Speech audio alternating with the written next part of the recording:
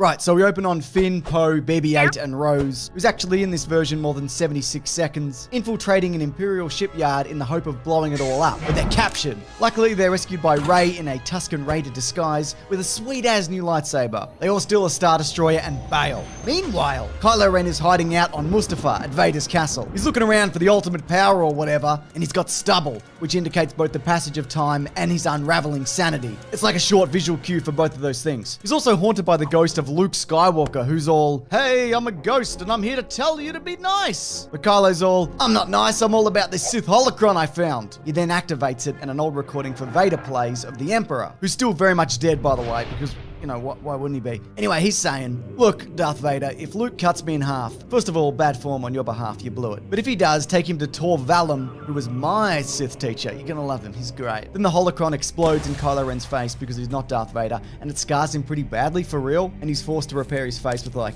Mandalorian metal. He looks like a real shit show, mate. It's a disaster. So Rey realizes that they've got all these Imperial vehicles on the Star Destroyer that they stole, but no one is around to pilot them. Their army is too small. So she looks at all those Jedi books that she stole, the ones that Luke never bothered to read, and it talks of a Force beacon under the Jedi Temple on Coruscant. And this thing can apparently reach out across the galaxy like a big old phone call, and because it's old technology, the First Order can't stop it. Meanwhile, Kylo comes back to Hux on Coruscant and reminds him, "I don't like you, and I don't like what you're about, but stop the resistance, why don't ya? Also ignore my face, I don't want to get into it. Oh, also, FYI, don't kill Rey. Okay, bye." He then tells Vader's mask that he doesn't love him or need him anymore, and he throws it away. So it turns out Rey's been training with the ghost of Luke. He keeps telling her to be a Jedi, but Rey thinks that maybe there's a middle ground on all this Force light, Force dark stuff that's been going on for bloody forever. Before she leaves though to do adventures, Rey tells Leia that Kylo is probably good, and Leia says, "Yeah, maybe, I don't know. But hey, I reckon you're a new thing, so that's good, I guess." Alright, good luck. Kylo then arrives on the planet Remicor and meets Tor Valum, who says, "We should be friends and I'll train you, but you're all about the past too much." And Kylo says, "I'm not about the past at all. Kill the past, that's the thing that I always say. I'm about that big time." Tor is skeptical. That seems unlikely, but let's get started. I'm gonna teach you how to drain the Force out of something. Try it on that weird creature over there. Kylo does and it works, and he's super pumped about it. He's unlocked a new ability in his Force skill tree. Now go into that spooky cave that's similar to that one in the movie Empire Strikes Back, Tor says. Kylo goes in and is surprised to see Vader.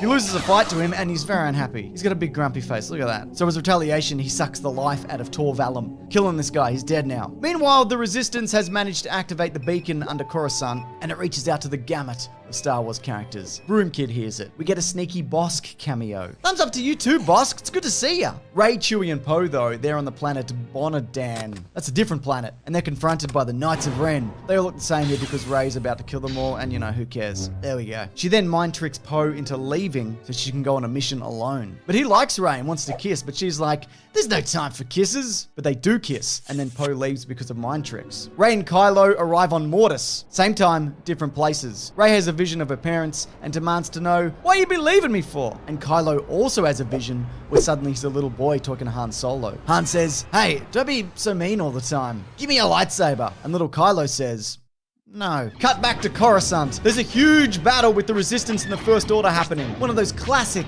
Star Wars battles of old. Even Lando's there flying a ship. Ethan, who's animating this, is this whole battle, is it a bit too difficult to animate? Oh, yeah, okay, you know what, don't worry about it. Can you at least put Chewie flying an X-Wing, because that's actually in the script? Can you put that in? Ah, that's terrific. Good stuff. Rey and Kylo confront each other on a mountain. Rey says, "I know you're the one that killed my parents in that rain flashback from The Force Awakens." And Kylo says, "Yeah, that was me. Snoke said that I have to do it. Let's have a big fight." They do, and Kylo manages to cut her right across the face and blinds her. He then enters the temple looking for the ancient power or whatever he's doing here. I can't remember. But there's nothing. Luke confronts him and says, "You're no good, mate. You're not a Skywalker," which I think is intended as an insult, but I feel like that's a compliment to Kylo, is it? Anyways, that's when Rey enters, and she's got a bandage wrapped around her eyes. "I'm the light and the dark," or whatever, she says. And then they have another fight, and she shatters his lightsaber hilt, cutting off a bunch of his fingers. In an act of desperation, he drains the energy from her, which ends up healing his face. He's bloody loving it. Meanwhile, Hux, he lost the Battle of Coruscant, and he kills himself on Mace Windu's lightsaber. Oh, there's like a side story in this about how he wants to use the Force, now he's collecting artifacts, but we don't have time for any of that, do we? Let's keep it brief. Cut back to Kylo and Rey. Leia reaches out to him with the Force, and he realizes that he should be good. So he gives Rey back all of her Force energy, and as he dies, he tells her her name is Rey Solano.